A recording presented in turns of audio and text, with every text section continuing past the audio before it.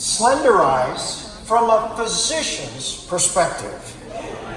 Now, there's not going to be a test after this, but I want you to just kind of sit back and look, because I'm going to give you some education on what is happening with transformation. You know, we see all these wonderful transformations, stories, but I want to share what it comes from a physician. What is really happening?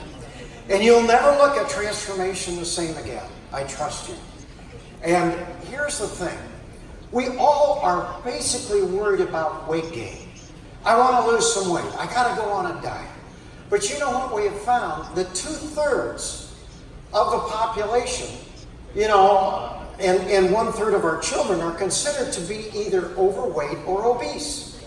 I mean, it's a national epidemic, and it's the same in Canada. 30% of the Americans are trying to lose some weight. Another third are at least trying to maintain weight. Americans spend over $30 billion each and every year on diet and weight control plans.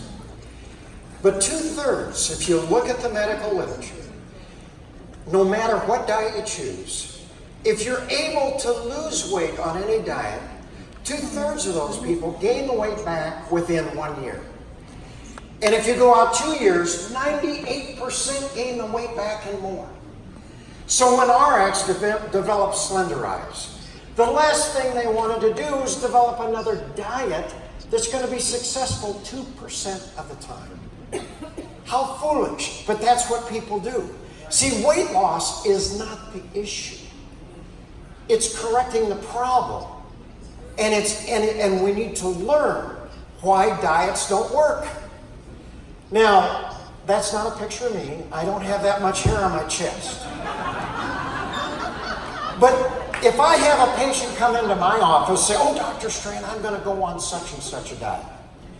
Well, the connotation is, if I'm going on a diet, somewhere in the future I'm going to be coming off that diet, usually returning to those poor lifestyles that got me into the trouble to begin with. But the reason diets do not work is they do not tackle the underlying or root cause, which is insulin resistance. Now, I'm going to share with you what all of this means. But we have to realize insulin resistance is now called pre-diabetes. Used to be called Syndrome X, metabolic syndrome, but now we refer to it as pre-diabetes. 25% of the adults today have full-blown pre-diabetes. Another 25% are in the early stages of developing because it doesn't happen instantly. It takes years to develop. 75 million Americans are affected, and it's the same in Canada. Our Centers for Disease Control projected that any child born after the year 2000, 1/3 of them will develop diabetes. That's this generation.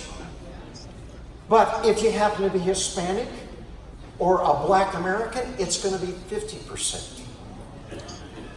Can you imagine that many people becoming diabetic and all the complications that it causes? But I want to share with you, even though my patients come in and everyone's concerned about this weight they're gaining, and I've heard this story over and over again, say, "Dr. Strand, I have not changed my eating habits. I have not changed, my activity level. I never had a weight problem. But last year I put on 12 pounds, and this year I'm already up 20 pounds. What is going on?" Well, I used to always say, well, it's just, metabolism, you're getting older and all that. But what I realized, back in the 1990s, there's a gentleman called Dr. Gerald Ravens who started to realize there's a constellation of problems that occur when people become less sensitive to their own insulin. And this is central weight gain is the hallmark sign. But it's not the only sign. That's why physicians in the medical literature refer to this central weight gain as killer fat. Now that's a horrible name, but the reason is this is just one aspect of a constellation of problems that are occurring because we are just not as sensitive to our insulin as we once were. So high blood pressure, a low HDL or good cholesterol, a high triglyceride level. We see blood sugars going up. We see triglycerides, that other fat in the blood, going up. And we have significant increased risk of heart disease and stroke. So you can see why when someone walks into my office, I'm not so worried about their weight as I am all these other problems. So this is where we get lost. Simple sugar versus complex carbohydrates. That's a 1901 theory. And this is what our registered dietitians and nutrition in the country base this on. We feel because carbohydrates are simply long chains of sugar, the longer the chain of sugar, the slower it takes the body to break that down and raise your blood sugar. That's what we've been basing everything on. But in 1981, Dr. David Jenkins, who is out of the University of Toronto for your Canadians, he's the one that developed the glycemic index and glycemic load. He challenged this theory because they believed that simple sugars like table sugar was going to be absorbed much faster than any carbohydrate, that's a complex carbohydrate. So how did he challenge this? Well, he just tested people. And all he did is he gave people straight glucose. That's what all carbohydrates become in the bloodstream. And he measured that, and he gave that a glycemic index of 100. Then he would give his participants in his clinical trials a particular carbohydrate and measure the rise of blood sugar after eating that carbohydrate. So here we use an example of sweet cherries. Well, it went up 22% as much as glucose. So it has a glycemic index of 22. Well, here's simply what he found. Glucose, you can see, he gave a glycemic index of 100. Look at baked potato or the white potato, 85. All your cereals are in their 80s. Cornflakes, 84. Bread is 70. Oh, but there's that table sugar, that simple sugar. It has a glycemic index of 61. So, rice, cereal, pasta, potatoes, all of the grains spike your blood sugar faster than if you're slapping table sugar on your tongue. But look at peaches, sweet cherries, black beans, very, very low in the glycemic index chart.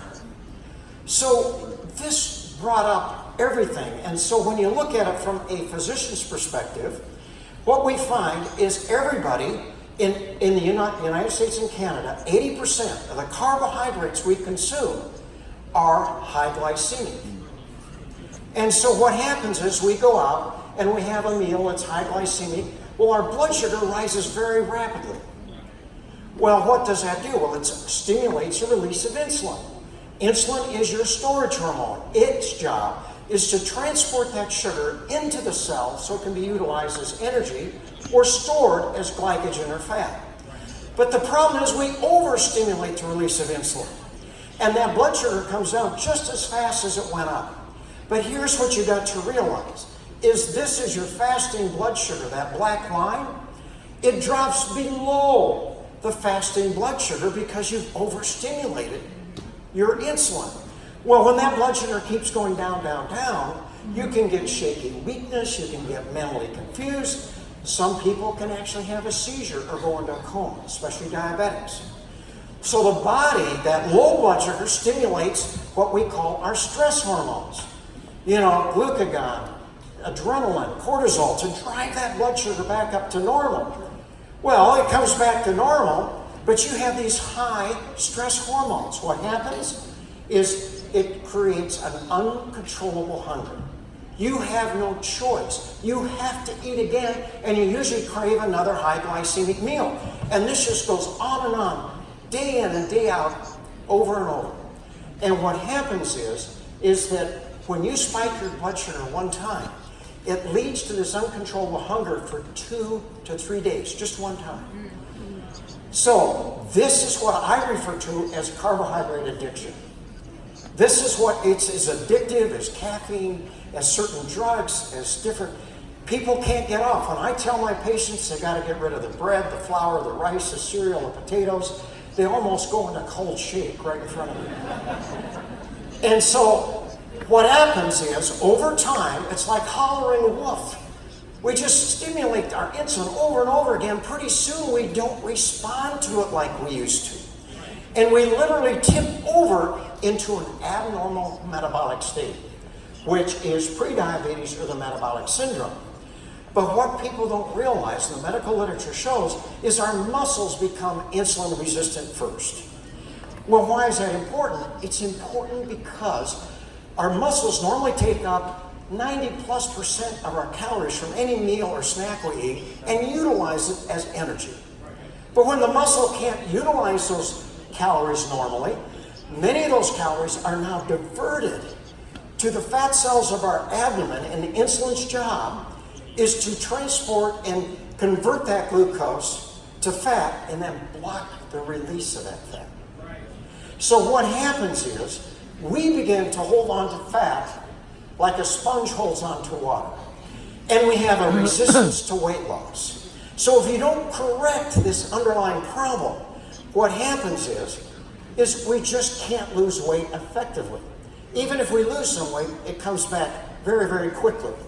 So now that I've told you that, I want you to look at the USDA food pyramid. What is on the top? It's sweets, it's sugar, all of that. Well, what's on the bottom? 6 to 11 servings of bread, cereal, rice, pasta. I just told you those are the worst foods in the world. So the medical community, our food pyramid, is actually creating the obesity diabetes epidemic. And in fact, people like Walter Willett, the head of nutrition out of Harvard, says this is the way the food pyramid should look. They're worse than sugars. This is the problem. So when I was getting into this, a pharmaceutical rep brought this graph into me, and it tells the story. This is 25 years, this graph right here. So people, they could go back another 10, 15 years because of poor lifestyles, become less and less sensitive to their own insulin, and they develop insulin resistance. That's the orange line. The body compensates for that situation by actually making more and more insulin. So insulin production goes up. And as long as these two lines parallel, blood sugars stay normal. But I told you, when you tip over and all of that happens, your blood pressure goes up. Your lipid profile goes crazy. You start to, gain this unusual weight around your middle. They all fit together. And so over time, the old body, after 12, 15 years, can't keep making that much insulin. Blood insulin levels finally begin to drop, and then whoops, there goes the blood sugar. And we as physicians, we diagnose diabetes out here.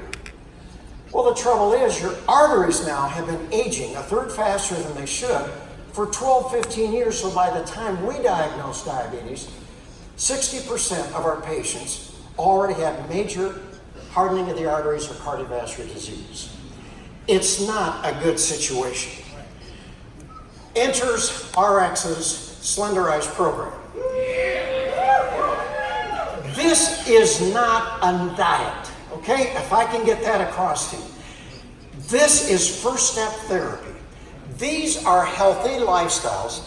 Just think about it. Since it's poor lifestyles that got us into this problem to begin with, it only makes logical sense that healthy lifestyles that improve insulin sensitivity can get us out of this. So I look at it as a 4-part comprehensive healthy lifestyle program, not a diet. SlenderX and Accelerate are great, and I'll explain, but it all fits together. A healthy diet, one that does not spike your blood sugar, and modest exercise, not a superstar, but modest exercise improves insulin sensitivity from a different mechanism. Nutritional supplementation improves, again, insulin sensitivity from another mechanism. Now, I like the RX Optimals because that's what the medical literature supports. But there are many of my patients who add more, Omega-Q, Rejuvenex, and even Restorix because they're losing fat and they want to get rid of those toxins. The more you add, the better you do. That's just simply what the studies are showing. But here's the situation. I want to teach my patients how to live a low glycemic lifestyle. So what do? I use Pure Nourish. It's key. It is a behavioral modification tool because your participants can experience a low glycemic meal, and the literature shows you have one low glycemic meal, your blood sugar drops. Not only that, blood insulin levels drop. And I also add, you can use almond milk, coconut milk, you can use water, and I put frozen fruit in. I like to put my giving greens in because we don't give our veggies. But it allows you to, easily experience a healthy diet. And I use this twice a day.